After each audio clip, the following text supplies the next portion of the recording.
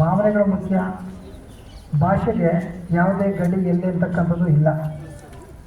ಜೊತೆಗೆ ಕನ್ನಡಕ್ಕೆ ಮೊಟ್ಟ ಮೊದಲು ಕರ್ನಾಟಕದ ಏಕೀಕರಣಕ್ಕೆ ಪ್ರತಿಭಟನೆಯನ್ನು ಮಾಡಿ ಪ್ರಾಣತ್ಯಾಗವನ್ನು ಮಾಡಿರ್ತಕ್ಕಂಥ ಯಾರಾದರೂ ಇದ್ದರೆ ಅದು ಬಳ್ಳಾರಿಯ ಅಬ್ದುಲ್ ರಸೂಲ್ ಸಾಬ್.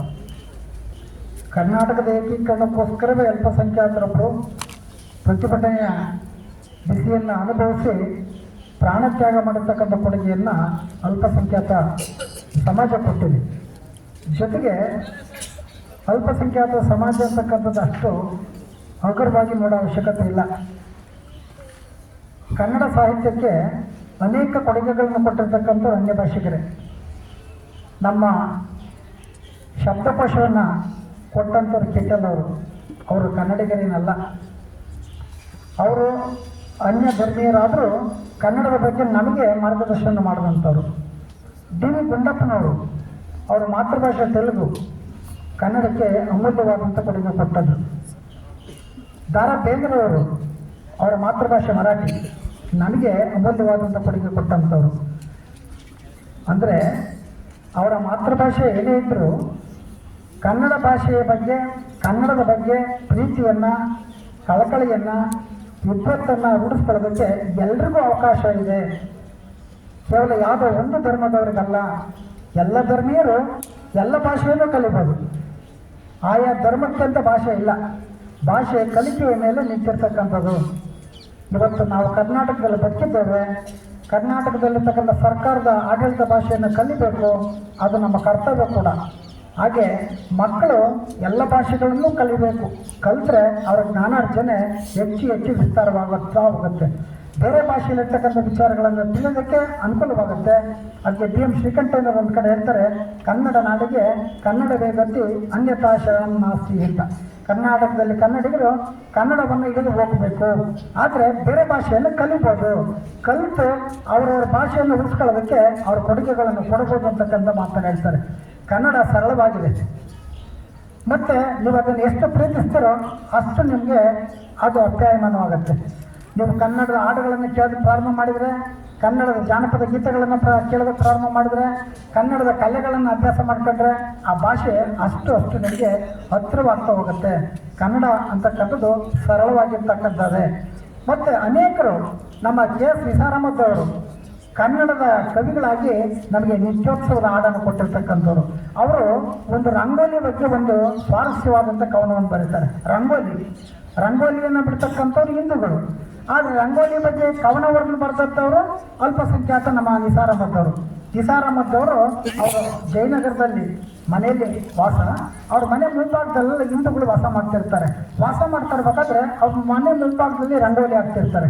ರಂಗೋಲಿ ಗಮನಿಸ್ತಾರೆ ಇವರು, ಯಾಕೆ ಅವ್ರು ಬಿಡ್ತಾರೆ, ನಮ್ಮ ಮನೆ ಹತ್ರ ಏನು ಬಿಡೋಲ್ಲ ಅಂತೇಳಿ ಅವ್ರ ಅಮ್ಮನ ಕೇಳ್ತಾರೆ, ತಾಯಿನ, ಯಾಕೆ ಬಿಡಿಸುತ್ತಾರೆ ದಿನ ಹೀಗೆ ಚಕ್ರ ಬಂದ, ಯಾಕೆ ಇವರು ಈ ಥರ ಅವರು ಏನೋ ಮನೆ ಮುಂದೆ ಹಾಕ್ತಾರಲ್ಲ ಅಂತೇಳಿ ತನ್ನ ತಾಯಿಯನ್ನು ನಿಸಾರ್ ಅಹಮದ್ ಅವರು ಚಿಕ್ಕ ವಯಸ್ಸಲ್ಲಿ ಕೇಳ್ತಾರೆ.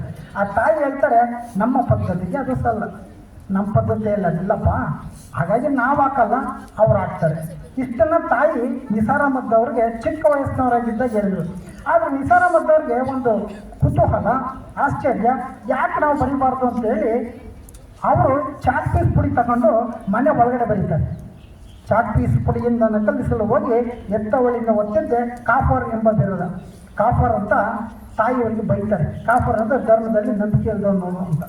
ಅಷ್ಟಕ್ಕೆ ಸುಮ್ಮನೆ ಬರ್ತಾರೆ, ಅವರೇನೇ ಬರೆಯಲ್ಲ. ನೋಡಿ, ಒಂದು ಆಚರಣೆ, ಒಂದು ನಂಬಿಕೆ, ಒಂದು ಧರ್ಮದಲ್ಲಿ ಸರಿಯಾಗಿ ಮಾಹಿತಿ ಕೊಡದೇ ಇದ್ದರೆ ಆ ಅನುಮಾನ ಆ ವ್ಯಕ್ತಿಗೆ ಹಾಗೆ ಉಳ್ಕೊಳ್ಳುತ್ತೆ. ಮುಂದೆ ಅವರು ವಿವಾಹ ಆಗ್ತಾರೆ, ಅವರಿಗೆ ಮಕ್ಕಳಾಗ್ತಾರೆ. ಚಿಕ್ಕ ಮಗ ಒಬ್ಬ ಇವ್ರ ಜೊತೆಯಲ್ಲಿ ಬೆಳಗ್ಗೆ ಹಾಲು ತರಕ್ಕೆ ಹೋಗ್ತಾನೆ.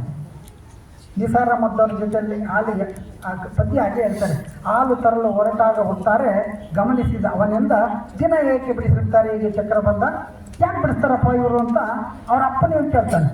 ನೋಡಿ ಎಷ್ಟು ಕತೆ ಆಸಕ್ತಿಯಿಂದ ಅದಂದರೆ ನಿಸಾರ್ ಅಹಮದ್ ಅವ್ರಿಗೆ ಗೊತ್ತಿಲ್ಲ. ಅವರೇ ಇದು ಯಾಕೆ ಬಿಡಿಸ್ತಾರೆ ಅಂತ ಕೇಳಿದ್ರು, ಅವ್ರ ಅಮ್ಮ ನಮ್ಮ ಧರ್ಮದಲ್ಲಿ ಹೇಳಿಲ್ಲ ಅಂತ ಹೇಳಿದರು. ಆದರೆ ಮಗ ಅವನು ಕೂಡ ಅವ್ರನ್ನ ಪ್ರಶ್ನೆ ಕೇಳ್ದ. ಕೊನೆಗೆ ಇವರಿಗೆ ಏನು ಮಾಡೋದು, ಪುತ್ರ ಇವರಿಗೆ ಗೊತ್ತಿಲ್ಲ, ಅವ್ರ ತಾಯಿ ಹೇಳಿದ್ದು ಧರ್ಮದಲ್ಲಿ ಹೇಳಿಲ್ಲ ಅಂತ. ಅದಕ್ಕೆ ಇವ್ರು ಏನು ಮಾಡ್ತಾರೆ, ನಮ್ಮ ಪದ್ಧತಿಗೆ ಅದು ಸಲ್ಲ, ನಮ್ಮ ಪದ್ಧತಿಯಲ್ಲಿ ಅದಿಲ್ಲಪ್ಪ ಅಂತಾರೆ.